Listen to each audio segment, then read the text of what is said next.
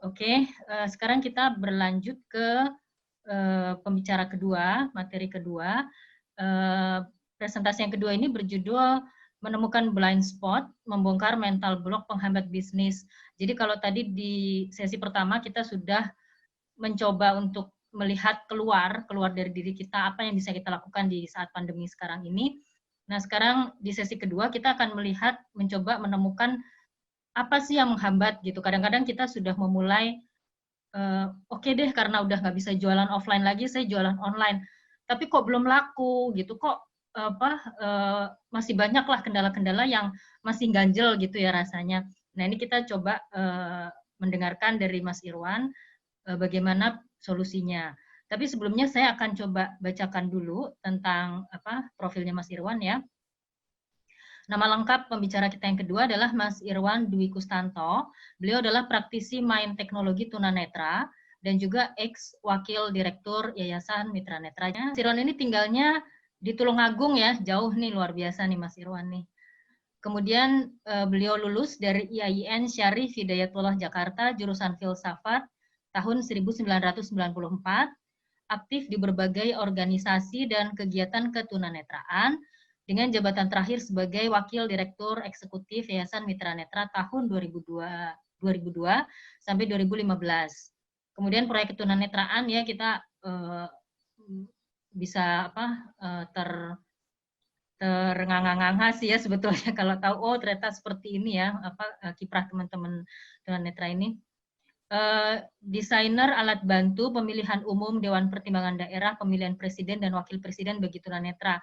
Jadi ternyata Mas Irwan ini salah satu di antara yang mendesain alat coblosnya itu Pak Bu waktu selama pemilu-pemilu yang kemarin itu. Kemudian menggagas dan memimpin program 1000 buku untuk tunanetra Yayasan Mitra Netra tahun 2006 sampai 2010.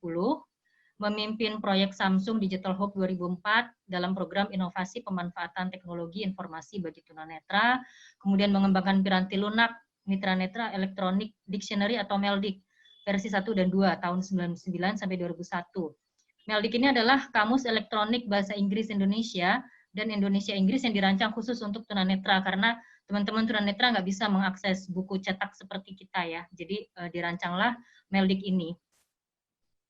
Kemudian juga pengajar di berbagai kuliah dan seminar, beberapa diantaranya adalah kursus komputer bicara sebagai teknologi alat bantu bagi tunanetra. Jadi teman-teman tunanetra bisa pakai komputer loh Pak Bu ya, seperti yang lain. Sebagai alat bantu bagi tunanetra, bagi dosen jurusan PLB di FIP UNY tahun 2005, dan juga soft skill training untuk difabel di Pusat Pelayanan Difabel Universitas Islam Negeri Sunan Kalijaga, Yogyakarta tahun 2019. Kemudian juga memelopori terbitnya majalah Diva, ini majalah khusus disabilitas yang pernah terbit tahun 2010, sayangnya majalah itu sekarang sudah tidak ada lagi karena kita waktu itu kekurangan dana. Mas Irwan, saya mohon izin tidak membacakan semuanya ya, karena Mas Irwan banyak banget ini prestasinya. Kemudian ini penghargaan yang pernah diterima Mas Irwan adalah penghargaan membangun piranti lunak pengolah kata Braille yang diberi nama Mitra Netra Braille Converter atau MBC versi 3. Bekerja sama dengan Microsoft Indonesia yang diserahkan oleh Ibu Sinta Nuriyah Abdurrahman Wahid pada acara peluncuran di Istana Negara Jakarta tahun 2001. Kemudian penghargaan membangun piranti lunak pengolah kata Braille MBC versi 5 yang diserahkan oleh Wakil Menteri Pendidikan Nasional Profesor Dr. Fazli Jalal tahun 2010.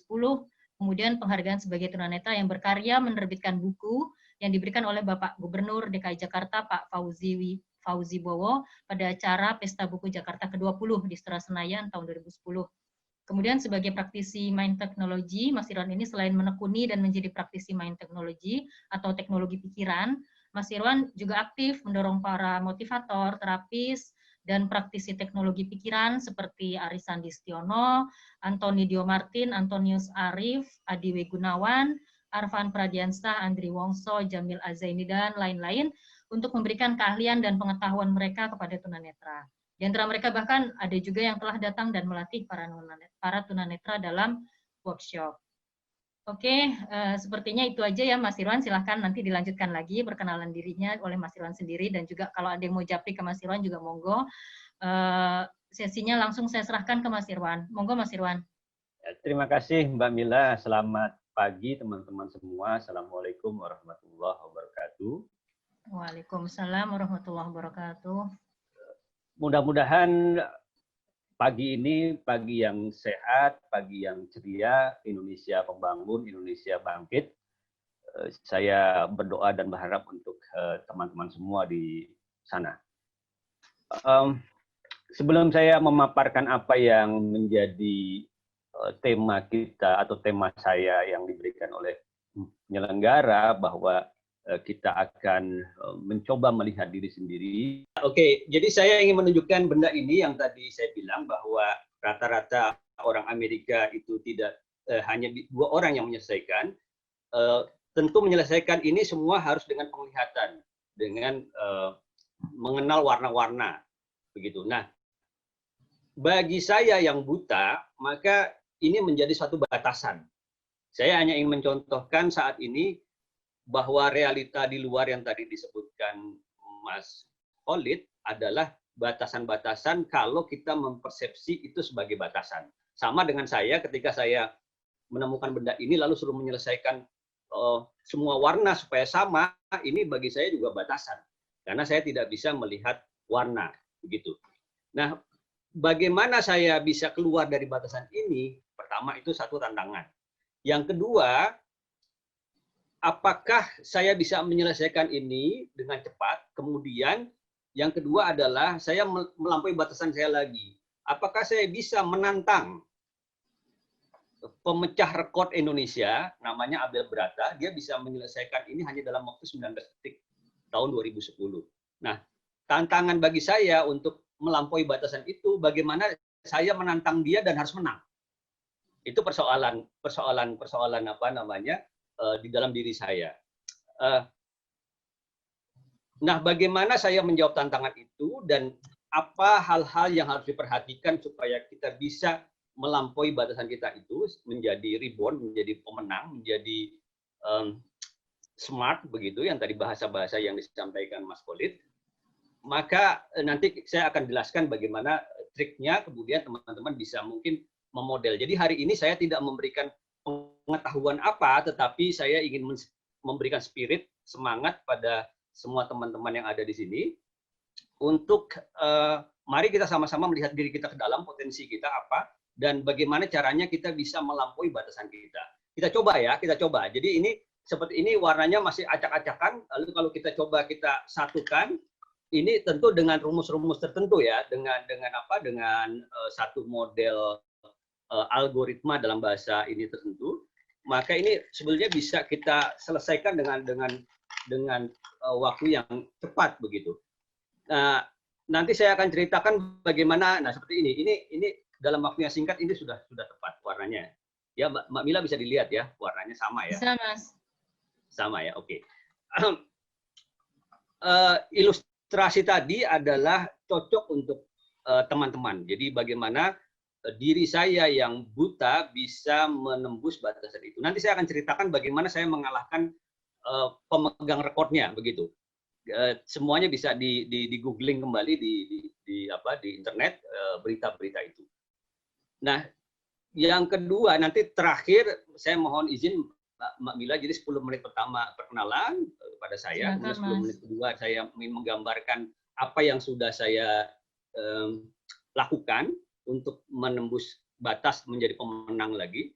Kemudian yang ketiga nanti terakhir mungkin rumus-rumusnya apa sih gitu yang bisa dilakukan supaya kita bisa memodel, mengikuti dan bisa mencapai apa yang kita lakukan. Nah, apapun sebetulnya hari ini, karena hari ini temanya bisnis, maka saya tentu berbicara dengan orang-orang yang memang ingin berbisnis. Yang ingin saya gambarkan sebetulnya apa yang bisa saya lakukan ini bisa dilakukan semua bidang, begitu, bukan hanya bisnis. Nah, yang kedua saya ingin ceritakan, di tahun 90-an, 92, 93, saya mulai berkenalan dengan komputer. Sebagai orang buta saat itu, saya ternganga-nganga tentu, karena saya tidak tahu apakah Mas Khalid sudah dilahirkan saat itu. Mungkin belum dari tahun 90-an. Nah, di tahun 90-an itu komputer menjadi suatu barang yang langka, apalagi di dunia tunanetra. Setahu saya, di Lebak Bulus itulah satu-satunya komputer yang bisa melayani tunanetra. Maka saya ikut kursus di situ. Nah, ketika saya ikut belajar komputer itu, suara-suara sumbang banyak yang membatasi. Bagaimana orang buta kok bisa bisa mengoperasikan komputer? Satu. Dari masyarakat tentu bagaimana kok, apa untungnya orang buta belajar komputer begitu? Mbok yo mijet saja, mbok yo jualan kerupuk saja dan sebagainya. Dan bukan hanya itu, pembatasan juga dilakukan oleh teman-teman saya sendiri. Sudahlah Mas, realistis saja begitu. Dunia kita kan bukan dunia teknologi, bukan dunia intelektual begitu. Dunia kita kan dunia yang perlu dikasihani, dunia yang di pinggiran begitu. Realistis lah begitu. Nggak usah belajar komputer. Jadi suara-suara itu masuk membatasi diri saya dari masyarakat luas dan dari kalangan teman-teman sendiri, dari teman-teman orang-orang buta sendiri begitu. Nah, bagaimana cara saya keluar dari hal itu? Saya mulai bermimpi, gitu. Mulai bermimpi saat itu karena saya ingin menangkal semua pembatasan itu, maka saya mulai bermimpi. Saya tentukan, gitu. Tidak waktu dalam jangka pendek memang, gitu. Tapi saya pertama dalam jangka pendeknya saya ingin melakukan bahwa saya ingin pembuktian kepada diri saya sendiri. Oke, kamu tidak bisa melihat, tapi kamu bisa mendengar kan, gitu. Kamu bisa berpikir kan. Nah, saat itu saya sudah putuskan bahwa saya harus belajar, saya harus bisa menguasai ini. Paling tidak, kalau saya terdepan untuk menguasai ini, saya akan bisa menjadi pemimpin di masa depan. Begitu. Di tahun 90-an itu, memang itu menjadi suatu yang mewah sekali. Saya belajar, kemudian, nah ini yang ingin saya ceritakan. Apa yang sudah terjadi tahun-tahun selanjutnya, Bapak, Ibu, atau teman-teman semua. Di tahun 2001, tepatnya 3 tahun saya bersama teman-teman di satu tim di Mitra Netra. Kalau saya bilang saya, berarti ini satu tim semua ya, Bapak, Ibu, ya. Itu menggagas atau menggarap suatu proyek aplikasi untuk mengedit atau membuat satu namanya itu satu prosesor ya, satu word processor, yaitu Braille converter, yaitu mengubah tulisan biasa menjadi huruf Braille. Nah, tentu kepakaran saya di bidang Braille ini diminta oleh tim itu. Jadi saya membuat rumus dalam huruf Braille itu menjadi satu software, satu rumus yang bisa diaplikasikan di komputer. Nanti dari huruf A keluar menjadi huruf A yang berbentuk Braille, begitu. Seingat saya ada 1.700-an rumus yang dibuat itu. Jadi 1.700-an baris ya rumus. Jadi kalau di komputer ada if apa begitu ya. Nah, itu pengalaman saya dulu. Akhirnya Microsoft Indonesia mau bekerja sama. Jadi saat itu dengan belajar komputer yang tadi saya dibatasi oleh semua pernyataan-pernyataan dari luar itu, berbunga atau berbuah bekerja sama dengan Microsoft Indonesia. Di tahun 2001 akhirnya saya diminta ke istana untuk mendapatkan penghargaan. Nah, di tahun 2004, 2005, dan 2006, Samsung International mengadakan sebuah lomba pemanfaatan teknologi. Nah, saya mengikuti lomba itu bersama tim, tentu. Menang di Indonesia, semua orang, semua kalangan, dan semua praktisi teknologi dari beberapa negara itu. Mungkin lebih dari 10 negara. Nah, kami memenangkannya. Jadi kami mendapat $105.000 saat itu. Seingat saya waktu itu dolar masih 10.000 di tahun 2004, 2005, dan 2006. Dan menang 2 kali, bukan hanya sekali, 2 kali, Bapak Ibu. Dan yang ketiga kali kata Pak Kusmayanto Kadiman, Menteri Ristek, jangan ikut lagi Mitra Netra, nanti menang lagi, ganti yang lain gitu. Nah, 2000 selanjutnya terakhir ya. Setelah itu kami bekerja sama juga dengan IBM, sempat bekerja dengan IBM Indonesia tentu. Dan yang terakhir ini yang sangat menggembirakan, Yayasan Mitra Netra juga mendapat penghargaan dari aplikasi terbesar ya, Google. Jadi Google mengadakan satu inovasi Indonesian Innovated, jadi dia memberikan penghargaan pada lembaga-lembaga yang telah menginovasi teknologi untuk kemanfaatan bangsa ini, dan Mitra Netra salah satu dari 6 lembaga yang diberi penghargaan 2013. Jadi dari pengalaman-pengalaman itu, Bapak Ibu, bagaimana saya dan tim menembus batasan-batasan yang sudah diberikan kepada masyarakat atau pada diri sendiri. Nah, kalau saja saat itu ketika saya belajar komputer, saya menyetujui apa yang dikatakan masyarakat, apa yang dikatakan teman-teman saya, maka seorang Irwandi Kusnanto ya hanya seperti itu saja. Tetapi karena saya melakukan satu melakukan suatu perjalanan ke dalam, gitu, perjalanan ke dalam, saya melakukan lompatan-lompatan yang garis batasan itu saya lompati. Nah, sekarang bagaimana trik untuk melompati batasan-batasan itu? Yang ada 4, kalau teman-teman mau mencatatnya, minimal ada 4 gitu. Walaupun ada selebihnya, masih ada lagi, tapi paling nggak 4 yang utama ini yang bisa saya jelaskan dalam waktu yang sempit ini. Gitu. Mudah-mudahan saya bisa menguraikan 4 hal ini. Yang pertama, silakan dicatat. Yang pertama, seperti yang tadi Mas Khalid jelaskan, tentu kita harus punya tujuan. Dream, goal, outcome, atau apapun sebutan namanya, yang biasa di kalangan para motivator atau para pengembangan diri disebut dream, ya, disebut mimpi. Nah, 3 hal yang dicatat dalam mimpi ini, dalam goal ini, dalam outcome ini, dalam tujuan yang akan kita capai walaupun jangka pendek atau jangka panjang. Katakanlah jangka pendek ya sekarang. Jadi bahwa dream itu, mimpi itu harus personal, Bapak Ibu. Artinya bahwa mimpi itu memang kita inginkan, bukan orang lain. Memang kita inginkan mimpi itu. Jadi kalau teman Ibu atau Bapak ingin bertubuh langsing, maka putuskan itu untuk diri sendiri. Begitu. Saya memang ingin bertubuh langsing dan sehat. Nah, jadi itu bukan kemauan dari pacar kita, atau dari suami kita, atau dari istri kita, atau dari yang lain begitu. Itu munculkan dari diri sendiri. Kalau teman-teman enjoy dengan badan yang cukup berotot, ya sudah, putuskan. Gitu. Nggak ada masalah dengan itu semua.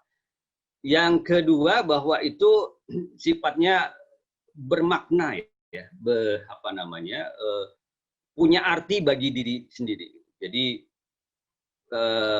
bahwa itu penting, bahwa itu bermakna, bahwa itu harus dilakukan. Dan yang ketiga ini yang membedakan mimpi itu dengan hayalan. Bapak Ibu harus putuskan itu dalam bentuk tulis. Jadi semua yang saya katakan tadi, saya bekerja sama dengan Microsoft, dengan IBM, dengan Samsung, dengan Google misalnya, itu semuanya ditulis. Semuanya ditulis. Jadi dengan ditulis itu ada respon dari tangan, ya, dari tangan kita, dan sebetulnya respon tangan itu adalah merepresentasi respon dari pikiran atau dari bawah sadar kita dalam bahasa yang sering kita dengar begitu ya. Kalau kita masih belum tulis, itu masih, menurut saya masih hayalan, gitu. Masih angan-angan, masih bayang-bayang begitu. Jadi ketika itu kita putuskan itu ditulis, maka bawah sadar kita segera mengerti, oh bos saya ini menginginkan sesuatu yang harus saya bantu. Gitu. Jadi kerja bawah sadar, teori pikiran mengatakan, salah satu dari beberapa teori pikiran, bahwa apa yang diharapkan pikiran itu yang akan diikuti oleh realita di luar. Ya, rumusnya demikian. Dan yang kedua, Bapak Ibu, setelah kita memutuskan kita akan berbisnis atau mimpi kita tadi, sudah kita tentukan dengan SMART tadi, yang diajarkan oleh Mas Khalid, maka yang kedua, Bapak Ibu harus punya alasan yang sangat kuat. Gitu. Karena kalau dengan alasan yang sangat kuat ini, maka motivasinya akan meluap-luap, hasratnya akan meluap-luap. sudah banyak di apa namanya di buku-buku motivasi, semua buku-buku itu bahwa hasrat yang sangat kuat, alasan sangat kuat ini sudah menjadi latar belakang dari beberapa penemu-penemu dunia ya, seperti Thomas Alva Edison. Mengapa dia menciptakan lampu? Karena dia untuk menciptakan atau memberikan rasa aman pada dirinya karena dia takut gelap, dia harus menciptakan itu. Jadi dia sebisa mungkin motivasi itu dari dalam. Jadi Bapak Ibu harus punya alasan yang kuat. Pertanyaan yang harus dilakukan, silakan dicatat. Apa yang Bapak Ibu merasa sakit atau merasa proyek kita itu, tujuan kita itu, dream kita itu tidak tercapai? Gitu. Apa penderitaan yang akan dialami? Kalau sebisa mungkin yang emosional, Ibu ya, Bapak. Yang kedua, pertanyaannya adalah kenikmatan apa yang bisa kita peroleh bila tujuan atau dream kita itu, mimpi kita itu tercapai. Ya, jadi itu. Nah, ini akan menimbulkan motivasi dari dalam.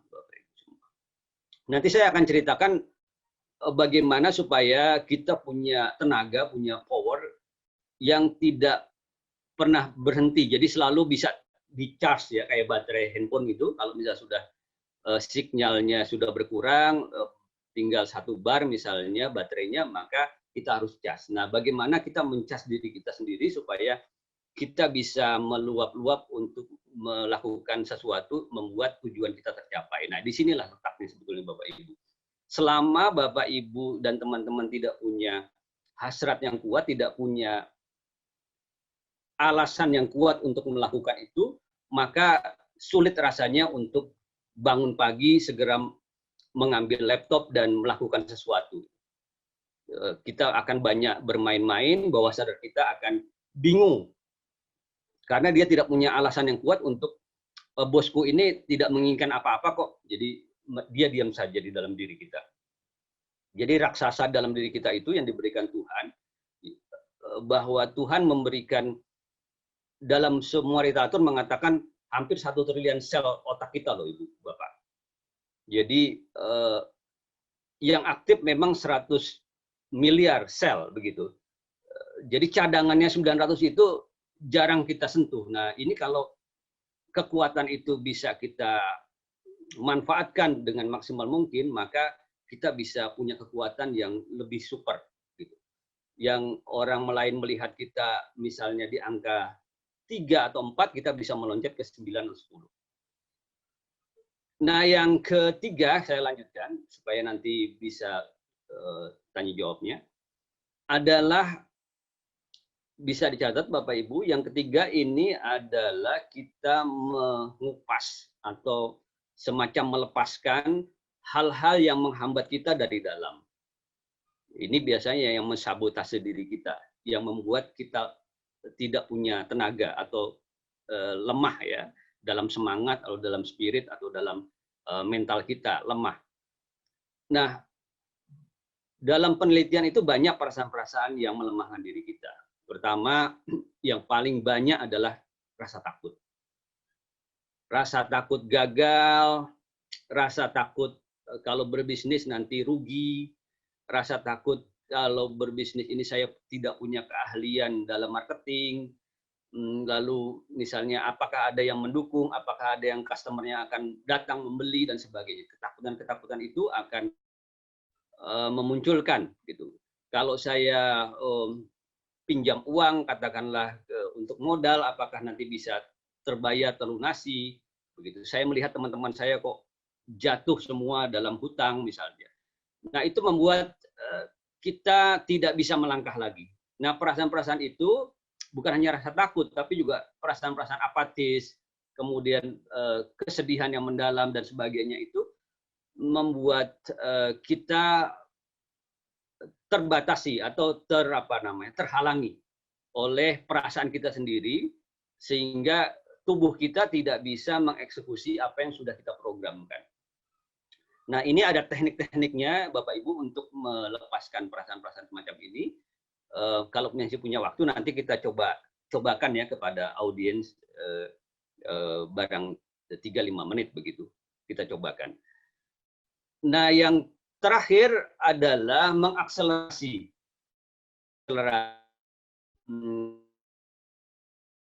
untuk mencapai tujuan kita tadi. Saya coba ilustrasikan Ibu ya, biar agak mudah yang ketiga dan yang keempat ini. Jadi kalau kita ibarat ingin berpergian menuju satu lokasi tertentu, katakanlah yang paling gampang kita akan makan siang Bapak Ibu, kita akan makan siang, kita akan mencari sebuah resto yang menjual katakanlah sate begitu ya. Nah, kita mengendarai mobil. Ketika kita mengendarai mobil, sebetulnya untuk mencapai toko itu, mencapai sate itu dari tempat kita mengendarai mobil ini hanya 3 km begitu. Yang bisa ditempuh sebetulnya hanya 10 menit saja. Nah, karena mobil kita itu handbrake-nya atau rem tangannya ditarik jadi on, maka mobil kita menjadi menengung ya. Jadi ketika kita masuk gigi 1, dia akan menengung dan larinya akan pelan sekali. Jadi alhasil dari 10 menit yang dicapai bisa ke sana bisa 10 atau 15 atau 20 menit, menjadi lebih lama karena handbrake-nya ditarik. Nah, handbrake ini saya anggap atau kita coba anggap sebagai tadi perasaan-perasaan yang menghambat, belum kita lepaskan.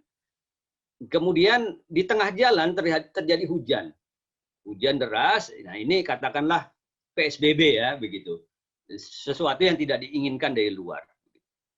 Nah, maka biasanya orang akan berhenti hujan ini. Orang akan berhenti karena begitu tebal kaca mobilnya terhalangi oleh tetesan hujan, sehingga dia hati-hati sekali supaya tidak tertabrak, dia berhenti sejenak. Nah, ini membuat lambat lagi sampai ke tujuan. Sebenarnya ada yang bisa dilakukan dari dalam. Dia cukup menekan tombol untuk wipernya itu bergerak menghapus tetesan air di kaca. Jadi bukan kita menunggu hujannya selesai. Jadi bukan menunggu PSBB-nya selesai, karena PSBB ini juga tidak terlalu jelas kapan bisa diatur-atur oleh manusia pada seluruh dunia ini begitu. Jadi yang kita atur adalah mengakselerasi diri sendiri, kekuatan diri sendiri. Apa yang ada potensi pada kita nyalahkan semua begitu. Itu sebuah ilustrasi yang mudah kita tangkap. Nah, jadi saya pada saat itu saya contohkan ya bagaimana saya mengakselerasi diri saya yang sudah sering dikemukakan ketika saya terbatas dalam membangun sebuah gedung, Bapak Ibu. Jadi waktu itu di Mitra Netra ada sebuah gedung perpustakaan yang kecil sekali. Sempit, kecil begitu dan sumpek. Dan saya merasa prihatin saat itu sebagai pemimpin bagaimana membuat perpustakaan ini lebih luas, lebih nyaman dan lebih modern. Saya pikirkan bagaimana dengan sumber daya yang ada pada yayasan pada saat itu. Nah, yang saya lakukan pertama-tama bukan mencari dana atau mencari apapun dari luar. Yang saya lakukan, saya mencari sumber dari diri saya sendiri.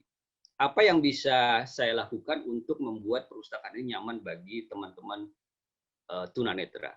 Nah, perasaan yang saya munculkan adalah perasaan kecintaan terhadap tunanetra. Kalau tunanetra saya bayangkan bisa meminjam buku dengan nyaman, belajar dengan nyaman, saya membayangkan mereka bisa bersekolah, berkuliah, bekerja, berbisnis, dan nanti punya keluarga. Keluarga itu akan punya anak keturunan yang mereka bisa cerdas-cerdas. Betapa bahagianya diri saya. Saya menggambarkan seperti itu. Yang kedua, bagaimana buku-buku yang ada di perpustakaan itu bisa diakses teman-teman di seluruh Indonesia supaya gedung itu nyaman. Maka yang saya lakukan adalah saya setiap siang beberapa saat waktu itu saya berdiri di depan gedung itu. Saya berdiri di depan gedung itu, walaupun saya tidak melihat gedung itu, tapi saya bisa membayangkan, oh nyamannya gedung ini bila berlantai 2 atau berlantai 3 dengan desain yang bagus, dengan ruangan yang lebih luas, yang nyaman begitu. Saya bayangkan terus. Sampai kadang-kadang saya terharu sendiri. Nah, itu yang disebut oleh para praktisi pengembangan diri disebut sensualisasi, Bapak Ibu. Jadi kita membayangkan dalam pikiran kita bahwa hal itu sudah terjadi. Nah, ketika kita membayangkan hal itu sudah terjadi, maka bawah sadar kita segera melakukan hal-hal yang dapat mengkonfirmasi bahwa hal itu memang sudah terjadi. Jadi nanti disiapkan di luar sana, segera program itu akan mengeluarkan gelombang, sinyal begitu yang akan ditangkap oleh orang-orang yang akan membangun gedung itu. Nah, saksi hidupnya ini adalah moderator kita, Mbak Mila ya. Jadi dia banyak juga mendukung saya dalam membangun gedung itu. Dan sekarang gedung itu sudah berdiri megah, Bu, Bapak Ibu, di Lebak Bulus sana, berlantai 2 dengan desain yang modern, dengan luas gedung dan kenyamanan yang memadai. Nah, akhirnya program itu saya susun tidak pusing-pusing atau tidak banyak. Saya tidak tahu caranya saat itu. Yang penting saya punya mental untuk bisa membangun hal itu. Saya menganggarkan itu 300 juta bisa membangun gedung. Nah, bagaimana saya mendapatkan uang 300 juta? Maka saya mengumpulkan 1.000 orang yang menjadi teman-teman mitra netra saat itu untuk berbagi, yuk masing-masing 300.000. Kalau 300.000 ini dikumpulkan 1.000 orang kan hasilnya 300 juta. Maka saya memulai mengeluarkan itu uang 300.000. Kemudian Mbak Mila, kemudian yang lain-lainnya. Nah, memang gedung itu akan terbangun tidak spontan itu, Bapak Ibu. Jadi itu terbangun selama 3 tahun. Tapi itu terjadi. Akhirnya Bank Permata, Dompet Duafa, Kick and Condition, dan lain-lainnya, mereka ikut tertarik, ikut bergabung dalam program itu, dan akhirnya gedung itu berdiri dengan pembiayaan bukan hanya 300 juta, 800 sekian juta, Bapak Ibu. Jadi demikian bagaimana kita bisa membuat realita itu menjadi betul-betul real, betul-betul bermateri, betul-betul bisa kita sentuh, tatkala apa yang ada di dalam diri kita wujudkan dengan cara-cara tertentu. Tadi ya, satu dream atau mimpi kita, lalu kita ada alasan yang kuat, lalu perasaan-perasaan yang menghambat kita buang, dan yang keempat kita mengakselerasi dengan sensualisasi. Sebenarnya banyak lagi, ada afirmasi dan sebagainya. Tapi paling tidak 4 hal ini sudah bisa menggambarkan bagi Bapak Ibu yang akan berbisnis, bagaimana kita melihat diri kita ke dalam, lalu kita meluangkan waktu untuk menuliskannya atau dilampirkan atau dihubungkan dengan orang-orang yang kita cintai. Begitu Bapak Ibu. Jadi dengan kita menggabungkan orang-orang yang kita cintai, ini bisa terwujud. Kembali tadi ya, saya masih punya waktu Mbak Mila. Masih 5 menit lagi, Mas.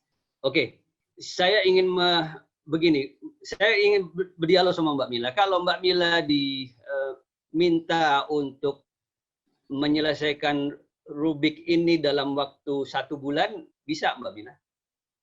Kalau 1 bulan bisa. Ya, oke. Kalau 1 minggu? 1 minggu bisa. 3 hari? 3 hari masih bisa. Oke. Kalau hari ini Mbak Mila diminta untuk belajar dan menyelesaikan Rubik ini, gimana? Kalau misalnya hari ini Mbak Mila diminta malam ini harus selesai, kira-kira gimana? Menyelesaikan Rubik ini dari nol ya, dari Mbak Mila kan belum bisa nih sekarang. Nggak bisa sama sekali, dari nggak bisa sama sekali. Nggak bisa sama sekali. Nanti malam harus bisa. Malam harus bisa. Ya bisa, maksudnya ya pasti harus cari temen yang bisa lah untuk ngajarin, paling enggak. Kira-kira kalau perasaan Mbak Mila sendiri? Bisa. Bisa. Bisa. Oke, kalau dipersempit lagi, katakan dalam waktu 3 jam. 3 jam bisa lah, masih mudah-mudahan. Belajar ini 3 jam? Bisa. Bisa, dipersempit lagi 1 jam. 1 jam mulai mikir. Mulai mikir, oke. Ya, 1 jam ya, mulai mikir ya sekarang. Ini ada minimal ada 13 algoritma, Mbak Mila. 13 algoritma itu 13 rumus yang agak panjang yang harus dihafal, betul-betul dihafal sehingga dia bisa membuatnya semua sama gitu. Nah, dalam 1 jam ini Mbak Mila akan berpikir. Nah, kalau diminta hanya sedemikian saja lalu lakukan ya gitu, tentu motivasi dari Mbak Mila kan tidak ada. Betul enggak?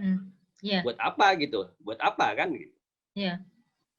Nah, tetapi kalau saya bilang, oke Mbak Mila, main sandiwara ya Mbak Mila untuk menggambarkan pada teman-teman yang agak ekstrim gitu. Yang agak ekstrim. Jadi misalnya, oke, Mama, Mbak Mila saya culik. Kalau 1 jam nggak bisa, maka nggak saya akan kembalikan. Maka apa yang terpikir oleh Mbak Mila? Harus bisa. Ada motivasi untuk itu? Ada. Karena apa? Karena nggak mau diculik dong. Karena mau kenapa nggak mau diculik? Karena ya, kenapa? Saya punya rumah. Punya rumah, punya orang tua, punya suami. Nah, jadi ada kaitannya dengan orang-orang yang dicintai, Mbak Mila ya. Begitu orang-orang yang dicintai kita dihubungkan dengan kita, kalau ini tidak bisa, maka orang-orang yang kita cintai akan bersedih, akan menderita, maka kita akan punya tenaga meluap-luap. Yeah. Begitu. Jadi teman-teman semua, ketika Rubik ini ditantang kepada saya, ini Irwan bisa nggak menyelesaikan ini?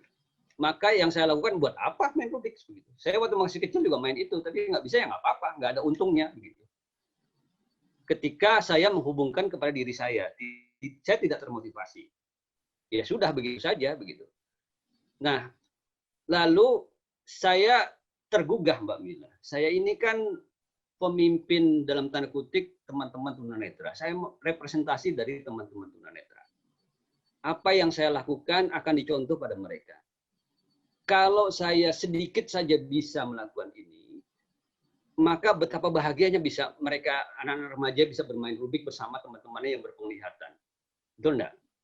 Dan ini bisa menjadi batu loncatan untuk terhubungnya antara orang-orang berpenglihatan dengan teman-teman tunanetra. Saya melihat itu. Saya melihat kebahagiaan mereka kalau mereka bisa bermain Rubik ini, maka mereka akan bahagia. Dan berapa bahagianya saya ketika saya melihat mereka bahagia. Satu. Yang kedua, untuk menunjukkan pada masyarakat luas, bisa kok gitu. Kalau sesuatunya itu diadaptasi untuk mereka yang tidak melihat, maka tunanetra bisa kok melakukan sesuatu. Jadi ada nilai-nilai, bukan hanya senang saya bermain itu, tetapi ada nilai-nilai kebahagiaan di dalamnya. Ada nilai-nilai pendidikan untuk masyarakat luas. Saya menghubungkan itu. Ketika saya menghubungkan itu, maka saya telah siap segala sesuatunya untuk menyambut tantangan tadi, Mbak Mila. Menyelesaikan Rubik itu dan menantang pemegang rekornya. Begitu. Nah, dua-duanya itu saya lampaui. Tapi saya semangat itu muncul, setelah itu saya belajar tentu. Saya datangi namanya Mas Wicak, juara dunia di Yogyakarta. Sampai begitu saya datangi, saya belajar dari dia. Ada namanya metode blind begitu untuk orang apa yang ditutup matanya, orang awas yang tutup matanya, saya belajar. Jadi sehingga saya mengerti bahwa ini bisa dilakukan oleh seorang yang buta. Yang kedua, saya belajar sendiri dari Abel Berata itu. Ketika dia launching buku di Gramedia, saya ikuti, saya belajar. Setelah bisa, teman-teman saya di Mitra Netra membuatkan satu adaptasi dari warna-warna itu ternyata Mbak Mila. Rahasianya di situ. Jadi merah itu bisa disimbolkan dengan sentuhan, kuning dengan sentuhan tertentu, simbol tertentu, dan saya akhirnya bisa membedakan warna-warna itu. Sehingga saya hafal algoritmanya kira-kira semingguan lah, gitu ya. 13 algoritma itu semingguan, lalu saya belajar bisa menyelesaikan. Jadi saya orang pertama yang bisa menyelesaikan Rubik itu. Kemudian setelah itu di tahun 2010 saya mengundang Abel Berata itu. Jadi saya terinspirasi dari seorang pegolap tunanetra dunia yang mengalahkan pegolap melihat gitu, Mbak Bella. Saya terinspirasi dari sana. Jadi orang yang melihat ini ditantang oleh si pegolf tunanetra ini untuk bertanding secara 1 lawan 1 dan taruhan. Gitu. Saya lupa taruhannya $10.000 berapa begitu. Lalu yang pegolf yang melihat ini merasa malu, oh, lawan saya kok orang buta begitu. Tentu saja saya menang begitu. Dia tidak mau melayani. Ditantang lagi 2 kali dan akhirnya orang buta ini mengundang wartawan. Saya akan menantang si X. Karena diundang wartawan semua, akhirnya si pegolf ini datang. Malu juga. Lalu katakan, oke, kita taruhan. Sekarang saya terserah Anda, dia ngomong sama orang buta itu, tentukan tempat dan waktunya. Oke, kata si pegolf itu, katakanlah, kita akan bermain di 15 September 2020, katakan begitu ya. Dan tempatnya di lapangan golf Pondok Indah misalnya begitu. Dan waktunya jam 10 malam. Dan disitulah dia tercengang orang yang melihat itu. Tentu ketika jam 10 malam itu dia sama-sama tidak melihat karena dia gelap kan. Gitu. Nah disitulah dia bisa mengalahkan si pegolf yang melihat itu. Begitupun saya akhirnya betul-betul mengundang wartawan ada dan saya memberikan rubriknya pada Mas Abel pada saat itu. Kita menghitung waktunya dengan mesin dan peraturan saya yang memberikan. Gitu. Peraturannya adalah ketika merubah rubrik itu harus berada di belakang punggung. Jadi otomatis Mas Abel tidak bisa melihat rubrik itu. Dia boleh melihat, tetapi ketika menggerakkan rubrik itu harus di belakang punggung. Dan saya bisa menyelesaikan dalam waktu 40 sekian menit, 40 sekian detik, dan dia lebih dari 1 atau 2 menit. Jadi saya mengalahkan dia. Nah, itu terjadi karena prinsip-prinsip 4 tadi yang saya pegang. Begitu, Mbak Mila. Nah, mudah-mudahan ini bisa memberikan spirit pada teman-teman, dan tentu saja saya sudah melakukannya pada teman-teman tunanetra. Nanti bisa dalam tanya jawab kita bisa lakukan atau bisa kita memberikan trik-triknya. Terima kasih Mbak Mila. Saya kembalikan lagi. Baik, terima kasih banyak Mas Irwan. Ini luar biasa ini pencerahan dari dalam dan dari luar ya. Baik Bapak Ibu, kalau ada yang mau bertanya dipersilahkan. Mungkin Ibu Lia dulu ya, yang tadi udah ada pertanyaan. Bu Lianya. Oke, dan teman-teman terjawab Mbak Mila. Bagaimana Bu? Terjawab tadi. Oh, udah terjawab. Terjawab. Alhamdulillah. Seperti prediksi saya Bu Lia. Tadi sejak Pak Irwan pasti menjawab itu. Alhamdulillah. Jadi sekarang waktu yang tepat untuk belajar banyak ya Mas Khalid ya. Betul, waktunya juga banyak. Waktunya juga banyak hal-hal yang tadinya kita blank sama sekali, ya udah mau nggak mau kita pelajari hal yang baru itu gitu Mas Khalid ya. Oke, siap. Mas Irwan, saya ada pertanyaan nih tadi untuk Mas Irwan dan Mas Khalid sebenarnya. Mas Irwan bisa dengar? Masih di mute ya? Halo Mas Irwan? Pertanyaan saya gini Mas. Ya. Ini kan Mas Irwan bisa dengar ya? Ya. Nah, ini kan kondisi sekarang ini pandemi ya, tiba-tiba semua orang harus diam di rumah dan seperti inilah gitu kan kondisinya. Gimana dengan teman-teman kita atau ya kita semua lah, maksudnya itu bisa terjadi pada siapa aja sebetulnya kan. Sebenarnya udah punya kerjaan, udah punya bisnis, tapi kemudian tiba-tiba harus berhenti, tiba-tiba nggak bisa melanjutkan usahanya lagi gitu karena harus di rumah. Sementara pekerjaannya selama ini banyak berinteraksi dengan orang. Nah ini apakah saat yang tepat untuk kita saat ini untuk banting setir pindah pekerjaan sesuai dengan dream yang tadi sempat Mas Irwan sebut, atau ya sudahlah kerjaan apaan aja yang penting ada kerja gitu. Nah sekarang dalam kondisi seperti ini gimana nih gitu, karena kan nggak mudah juga belajar sesuatu yang baru Mas gitu. Ya sangat benar bila itu diinginkan. Mungkin ya jadi teman-teman bisa melakukan tentang dunia luar Mbak Mila. Jadi kita semua pemberitaannya sedemikian hebat, sedemikian heboh, dan pemberitaan itu hampir-hampir kita percayai semua, baik dari grup-grup WhatsApp, web, dan berita-berita TV lainnya, sehingga itu menyebabkan kita terbelenggu oleh kondisi semacam itu. Ya sudahlah, gitu. Memang ini pandemi, tidak ada lagi yang bisa kita perbuat, begitu. Tetapi ada orang-orang tertentu, nyatanya saat ini ada orang-orang tertentu yang justru malah di pandemi ini dia melesat, gitu. Jadi sebetulnya kalau hukumnya adalah pandemi ini memang real, nyata di luar sana, maka sebetulnya semua orang, gitu. Tapi nyatanya tidak. Ada beberapa bisnis-bisnis yang tetap malah justru dia kebanjiran konsumennya, gitu. Nah, oleh sebab itu teman-teman dalam kondisi semacam ini yang paling bijak adalah sebetulnya kita, Tuhan yang Maha Kuasa, kita diminta untuk break, gitu. Untuk yang tadinya mungkin yang kita tidak bisa melihat di blind spot, gitu, sesuatu yang bisa tidak lihat, di saat-saat ini kita malah bisa melihat dengan jernih sebetulnya, Mbak Bila. Gitu. Hanya dibutuhkan kebijaksanaan. Sebetulnya kalau perjalanan hidup kita itu memang harus melangkah ke arah yang sudah kita tentukan dan banyak terjadi rintangan-rintangan, itu sebetulnya rintangan yang terbesar kalau saya boleh beri angka justru yang dari dalam, Mbak Mina. Kalau rintangan dari luar itu sebenarnya ketika kita terima sebagai suatu persepsi, sebagai suatu anggapan, begitu, tergantung penilaian dari dalamnya, gitu.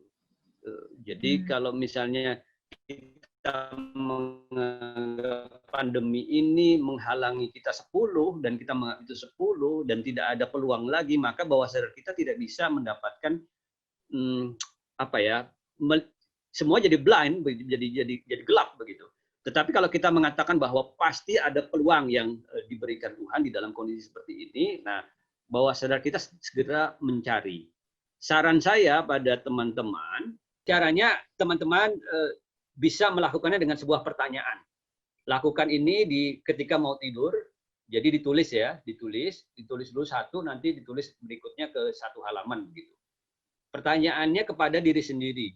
Nanti biarkan bawah sadar kita, pikiran kita memprosesnya dalam keadaan kita tidur, sehingga besok paginya kita akan mendapatkan jawaban-jawaban. Baik jawaban itu lewat mimpi, ataupun jawaban-jawaban itu lewat satu intuisi, satu semacam kilatan pikiran yang berupa ide-ide, begitu nanti. Pertanyaannya adalah, bisa dicatat Mbak Mila kalau mau dicatat, bagaimana, apa yang bisa kita lakukan dengan cara yang mudah. Jadi apa yang bisa kita lakukan dengan cara yang mudah, bermanfaat bagi diri saya, keluarga saya, dan masyarakat luas, dan menghasilkan keuntungan atau keuangan yang sangat banyak.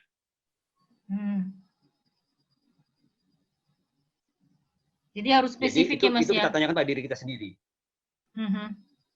Spesifik. Jadi apa yang bisa kita lakukan ya untuk tapi tindakan manfaat bagi diri kita, keluarga, dan masyarakat, dan menguntungkan secara finansial. Jadi 4 hal itu kita perhatikan, kita tanyakan, nanti mungkin jawaban-jawaban itu lewat mimpi mungkin, atau lewat kilatan-kilatan semacam ide, gitu. Tiba-tiba kita mendapatkan, kita lagi mandi, kita lagi minum kopi atau apa, kita mendapatkan ide semacam, oh begini yang harus dilakukan, begitu. Nah itu nanti baru setelah itu teknis. Nah teknis bisa belajar sama Impala, gitu. Belajar ini, belajar ini. Tapi ide yang muncul di dalam diri kita itu coba perhatikan. Apakah itu ide yang betul-betul menyenangkan diri kita? Jadi kita muncul ide itu kita nyaman, gitu. Ciri-cirinya kita tentram, Mbak Mila. Kita tentram dan ada desakan-desakan dari diri kita untuk melakukannya. Jadi ada suara-suara dari dalam, ini loh bagus buat kamu, ini loh bagus buat kamu. Terus begitu dia lakukan.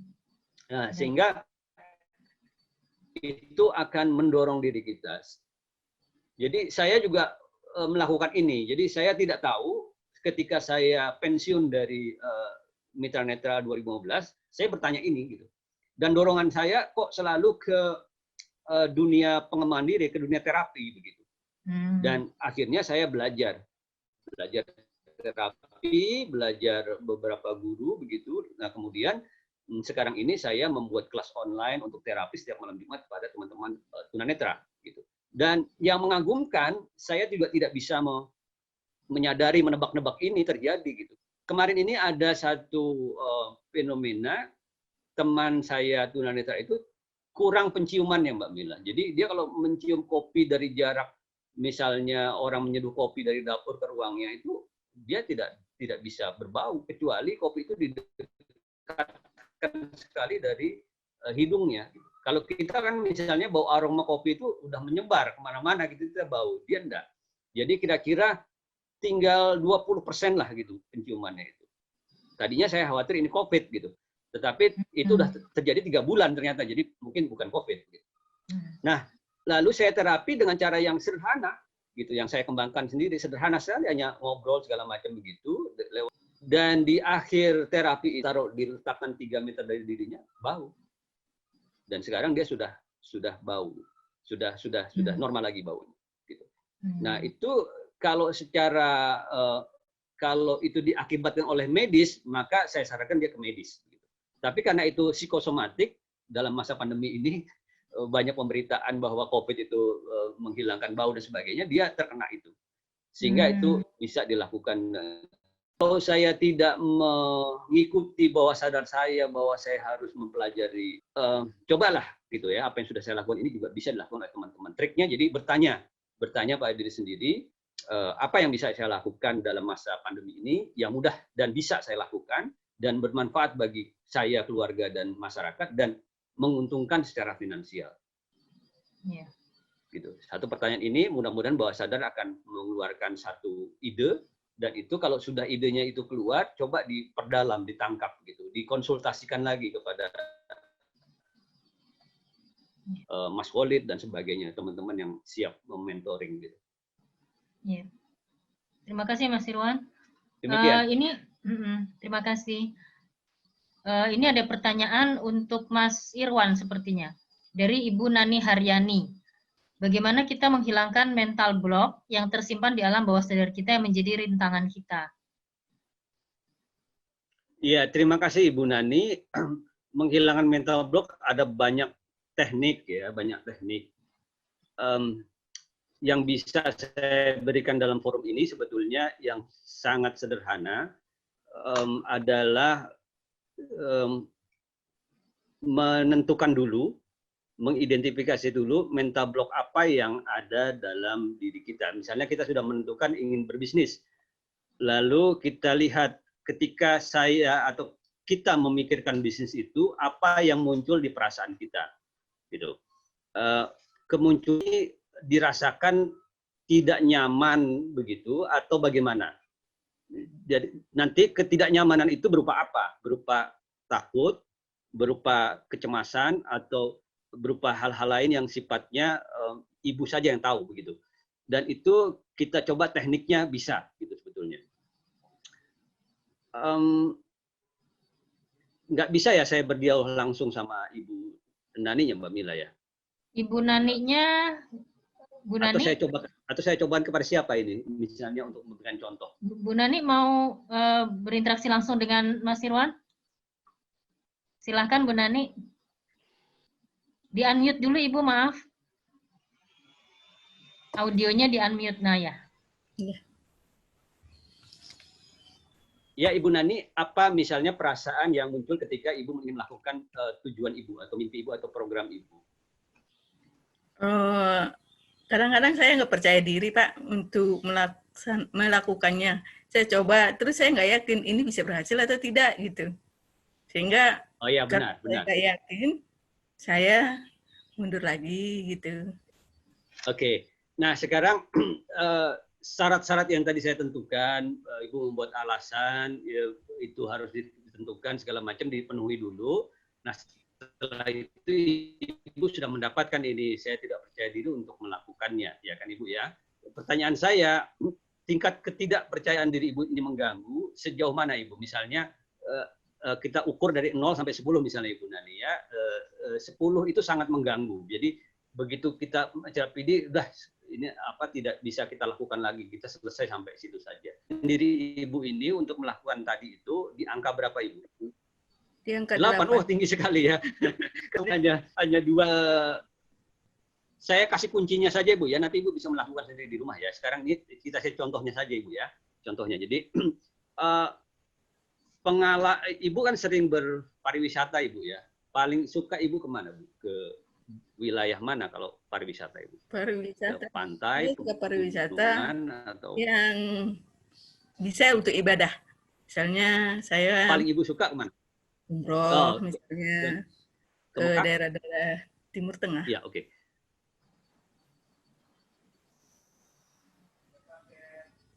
Oke. Sekarang sudah kan Ibu membayangkan Ibu sekarang ada di haram. Kalau Ibu sudah bisa melihat Ka'bah di pikiran Ibu, Ibu bilang ke saya sudah. Bisa. Saat sholat Oke, juga ya, sudah saya ya. bisa.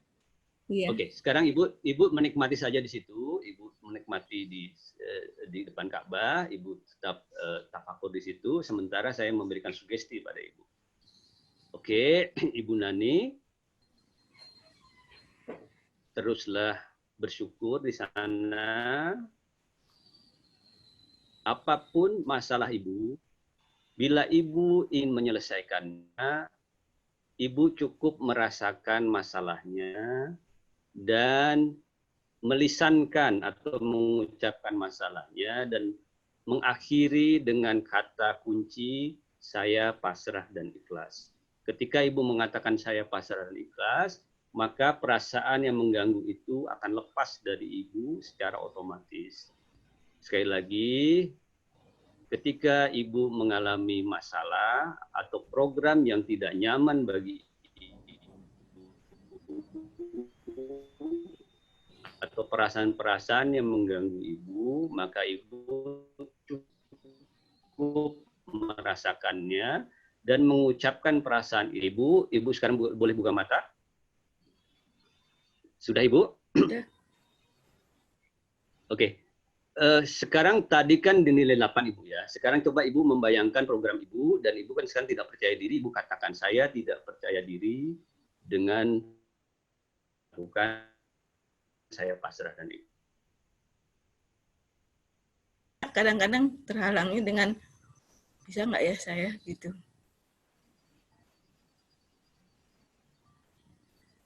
Oke, saya pasrah dan ikhlas.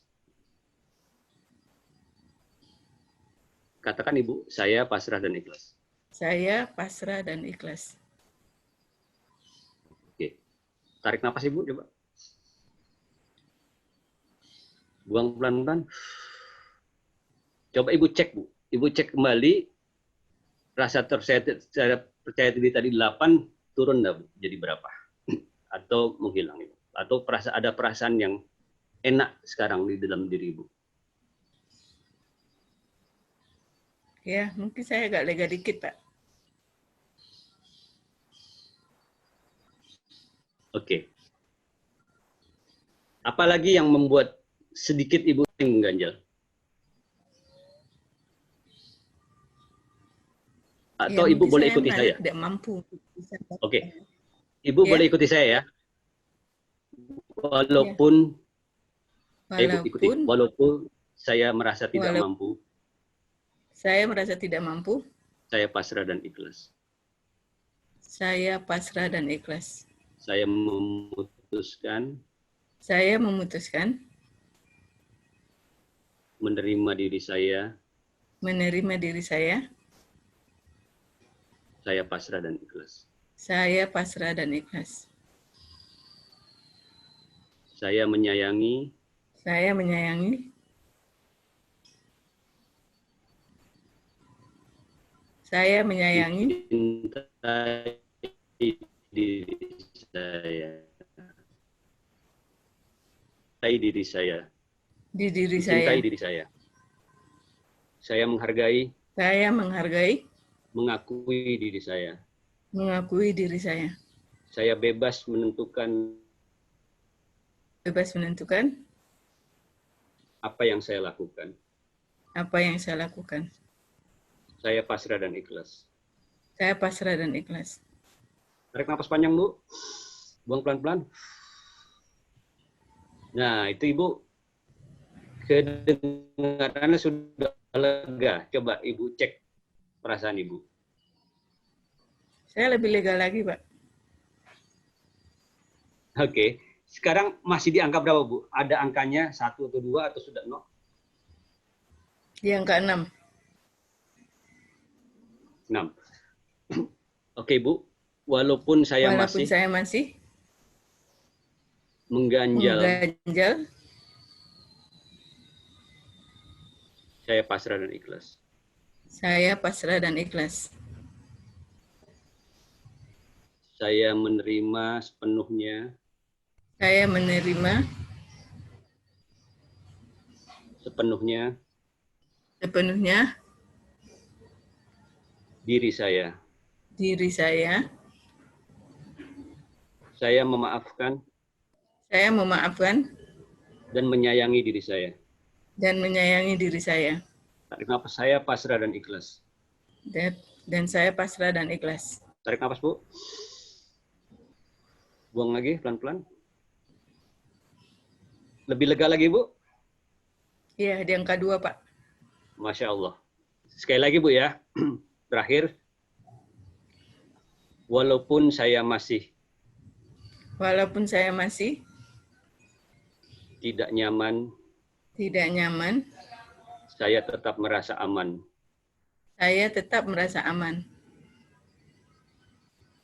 Saya memutuskan, saya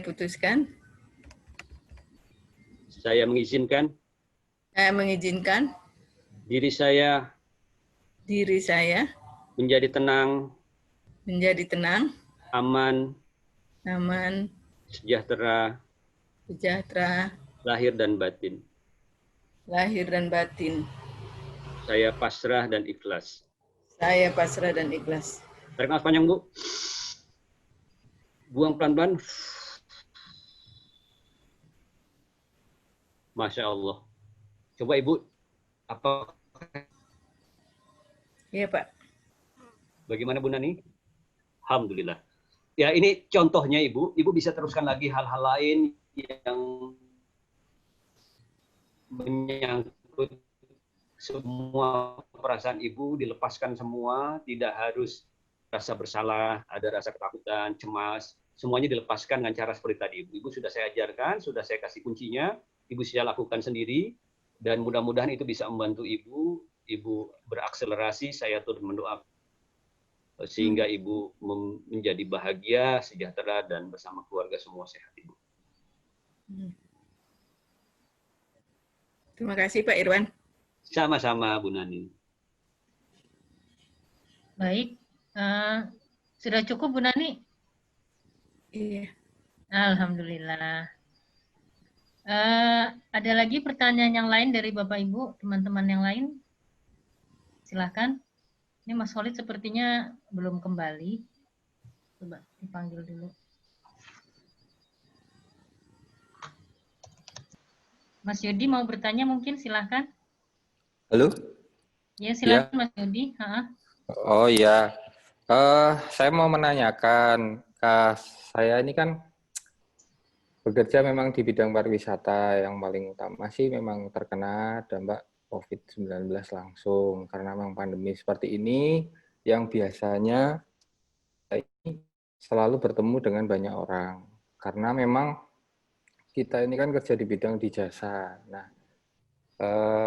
saya sendiri pun untuk memulai atau mencari ide dengan membuka usaha baru seperti mungkin kuliner atau apa tuh saya merasa kurang yakin aja Pak ini sebenarnya apakah bisa untuk menjalankan bisnis atau usaha di luar yang saya kerjakan dulu.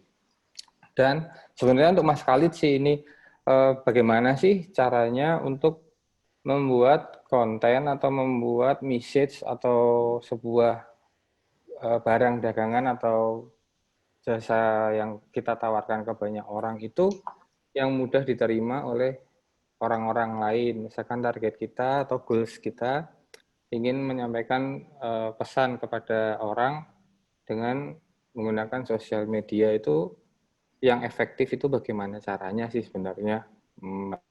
Itu aja intinya. Memang saya ingin menanyakan itu bagaimana efektivitas menggunakan digital marketing atau digital media yang lagi booming saat ini. Itu efektifnya seperti apa? Terima kasih, Mbak Mila. Ya, terima kasih Mas Yudi. Ini pertanyaan pertama sepertinya ke Mas Irwan ya Mas Yudi ya? Ya, betul ke Pak Irwan. Iya. Mas Irwan masih nyambung ya Mas ya? Ya, oke. Ya, silakan dijawab Mas. Ya, Mas Yudi. Ya, Pak Irwan. Saya merasa bahwa pertanyaan ini sebenarnya unek-unek udah agak lama ini kelihatannya. Betul, Pak. Dari nada bicaranya begitu ya, kayak sudah agak sedikit apatis. Namun begini Mas Jody, jadi kekuatan diri kita ini luar biasa begitu ya. Kekuatan kita ini luar biasa. Jadi tinggal Mas Jody percaya diri sendiri untuk bisa melakukan sesuatu yang menjadikan diri kita itu terus on begitu Mas Jody. Jadi saran saya pertama Mas Jody tuliskan dulu hal-hal yang pernah Mas Jody lakukan dan mudah Mas Jody lakukan. Kan dari mulai awal dulu ikut pendidikan, berkarir dan sebagainya pasti ada hal-hal yang sudah kita lakukan dan pasti ada ide-ide orisinil yang pernah Mas Jody lakukan. Nah, tuliskan apa-apa yang sudah kita lakukan dan mengapa demikian? Untuk trigger, untuk menstimulasi bawah sadar kita agar dia punya kepercayaan. Aku pernah mengerjakan ini, dan ini. Hal seperti ini enteng bagi kamu gitu. Nanti dia akan memunculkan seperti melayang gitu nanti. Kan air mata itu sangat dahsyat.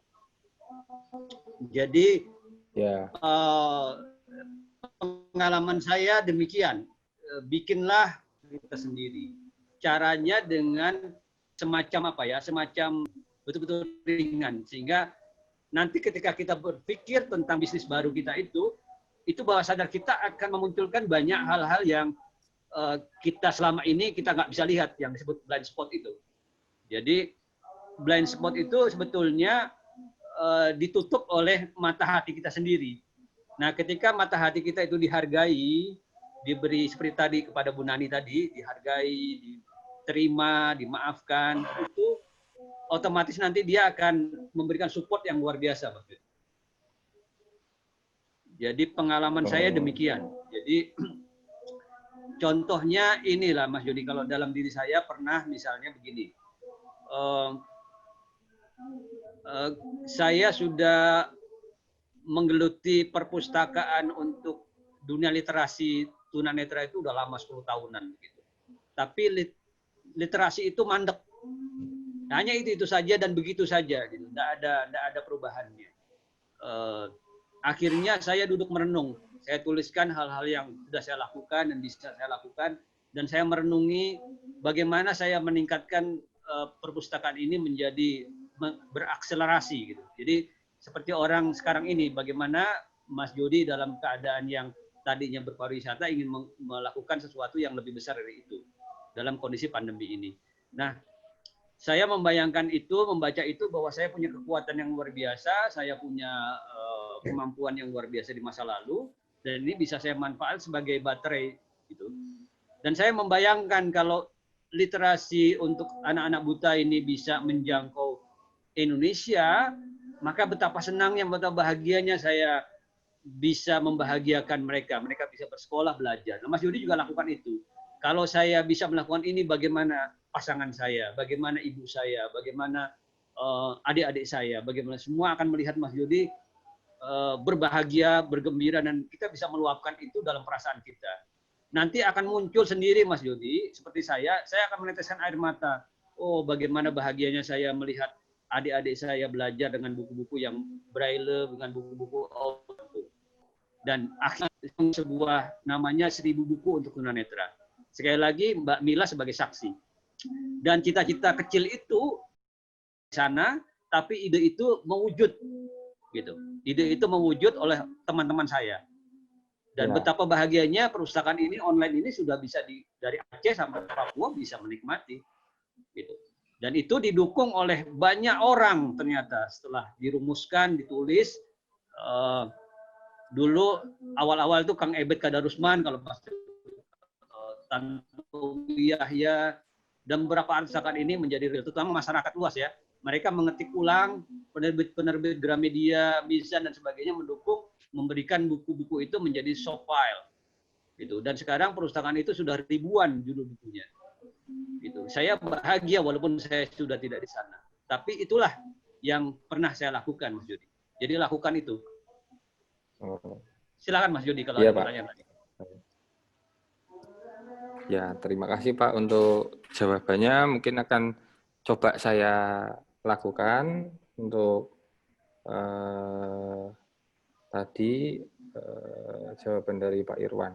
Oke, terima kasih Pak Irwan untuk Ya, jawabannya. sama-sama Mas Jody. Monggo, Mbak.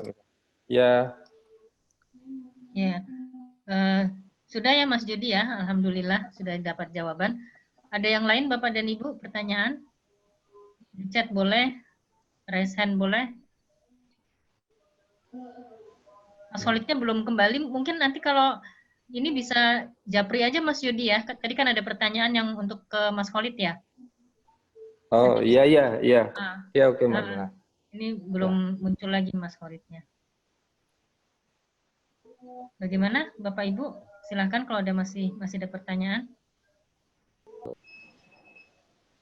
Kalau tidak ada yang ditanyakan, mungkin kita sudahi dulu ya Pak Bu, karena ini jam 11.30 juga Mas Irwannya harus pamit. Ya. Heeh. Foto bareng dulu. Mbak. Kenapa? Oh iya, Foto foto bareng. boleh. Benar-benar. Yuk kita buka dulu ya ininya, kameranya. Yang mau ini siapa nih? Yang mau Saya nggak screenshot? apa-apa. Saya nggak apa-apa. Oke. Yang belum dibuka atau mau pasang foto saja? Minta tolong Mas Ya. Khalid yang Ini ada foto yang ya. lain. Ya, siap. Nanti saya kirim ke grup. Oh, ini masih ada yang lagi buka Ya. layar. Siap Oke. ya. Siap. Siap ya. Satu. Yuk, 1, dua, 2, 3. Sekali lagi. 1, 2, 3. Kayaknya ganti yang bebas, yang senyum. Ya. Oke. Udah bebas Sampun. Mas. Terima Ya. kasih. Matur nuwun. Terima kasih Terima Bapak Ibu kasih. sekalian, teman-teman. Ya, terima kasih banyak Mas Mudah-mudahan Khalid, bermanfaat. Mas Irwan, Terima kasih Pak Irwan. Irwan. Terima kasih untuk Mas Khalid, Mas Irwan, Mas Wid, dan semua teman-teman, Bapak Ibu di sini. Semoga bermanfaat. Mohon maaf kalau tadi ada kendala-kendala. Mudah-mudahan tidak mengurangi makna pertemuan kita sekarang ya. Amin. Baik, terima kasih sekali lagi. Saya tutup ya. Assalamualaikum warahmatullahi wabarakatuh. Waalaikumsalam warahmatullahi wabarakatuh. Terima kasih Pak Irwan. Terima kasih Mas Terima Khalid, kasih, Mas Pak Edi, Irwan, Bu Mila. semuanya. Ya, Mas terima Wiwit. kasih. Sampai Terima ketemu kasih, Bu, lagi. sekalian. Bismillah, Bu. Nani. Ya, sama-sama Bu Terima kasih Nani. banyak. Sama-sama semuanya. Mas Wiwi, terima kasih banyak. Dewi, terima kasih. Videonya bisa Mas, kira-kira? Ya. Ini langsung live aja. Videonya bisa Lagi enggak nggak apa-apa. kira-kira? Saya end call nggak apa-apa sekarang. Oke, siap. Ya. Saya tutup ya. Ya, terima kasih Mas.